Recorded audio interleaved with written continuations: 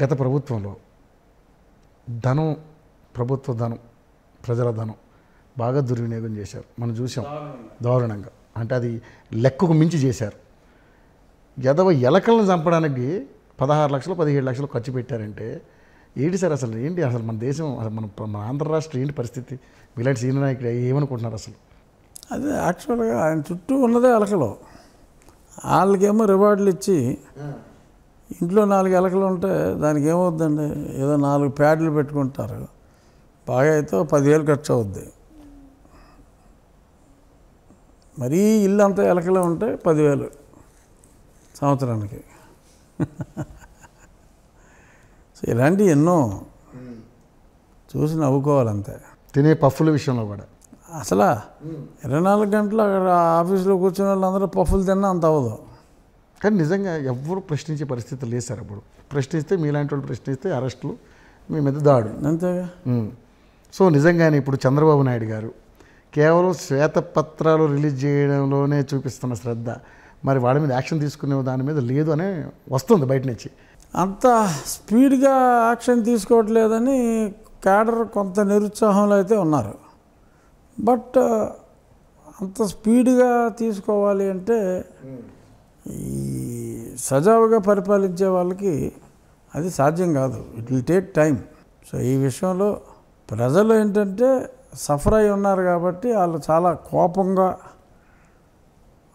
ఆందోళనగా ఉండి immediate quick రియాక్షన్ని expect చేస్తున్నారు.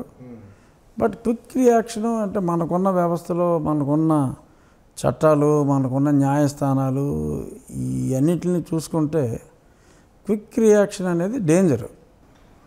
ఎందుకంటే కక్షపూరితంగా వస్తున్నాయి. అందుకనే చంద్రబాబు నాయుడు గారు ఆయన మంచి పరిపాలకుడు, డెఫినెట్గా యాక్షన్ తప్పకుండా ఉంటుంది. కానీ తొందరపాటుగా తీసుకోవటం అది సరైనది కాదు.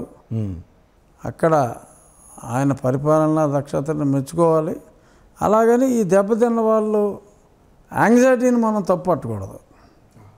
వాళ్ళకు ఉంటుందిగా, వాళ్ళకు ఉంటుంది. చాలామంది ఆ కేసులు, అదే కాకుండా అక్రమ కేసులు బనాయింపబడ్డ వాళ్ళ కేసులు క్లోజ్ చేయాలి ఫాస్ట్గా. అది ఆల్రెడీ ఛార్జ్షీటు అయితే అది ఒక కేటగిరీ. ఇంకా ఛార్జ్షీట్ అవ్వకుండా ఎఫ్ఐఆర్ స్టేజ్లో చాలా ఉన్నాయి. అవి త్వరితగతిన విచారించి ఆ కేసులు క్లోజ్ చేసుకోవచ్చు. విచారణలో పాయింట్ లేదని చెప్పి కోర్టులో ఫైల్ చేసేస్తే ఆటోమేటిక్ కొట్టేస్తారు.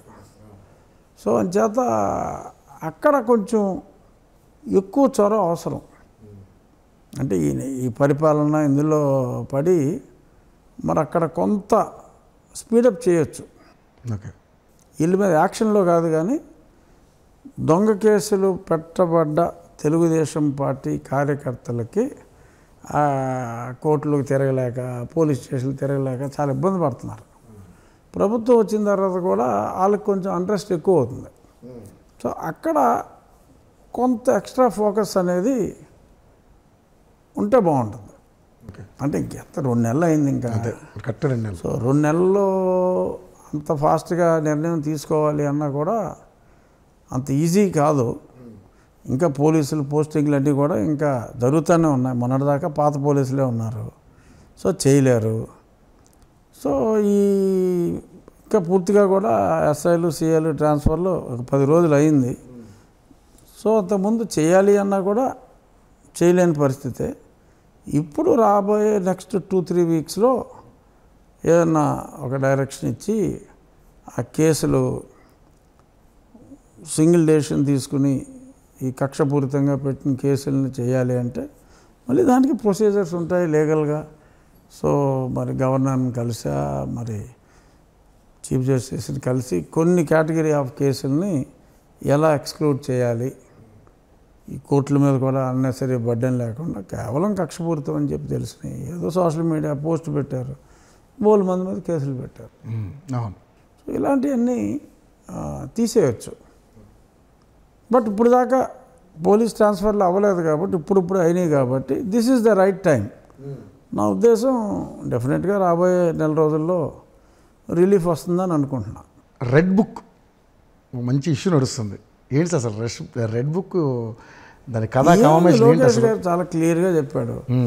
ఎవరైతే పరిధి దాటి వ్యవహరించారో అధికారులు, ఆ పరిధి దాటిన వాళ్ళు డెఫినెట్గా శిక్షింపబడాలి. ఆ పరిధి దాటిన వాళ్ళ పేర్లు కొన్ని మర్చిపోకుండా రాసుకున్నారు. ఓ పుస్తకంలో రాసుకున్నాడు ఆయన. దానికి రెడ్ కవర్ ఉండి ఉంటుంది, అందుకని రెడ్ బుక్ అన్నారు.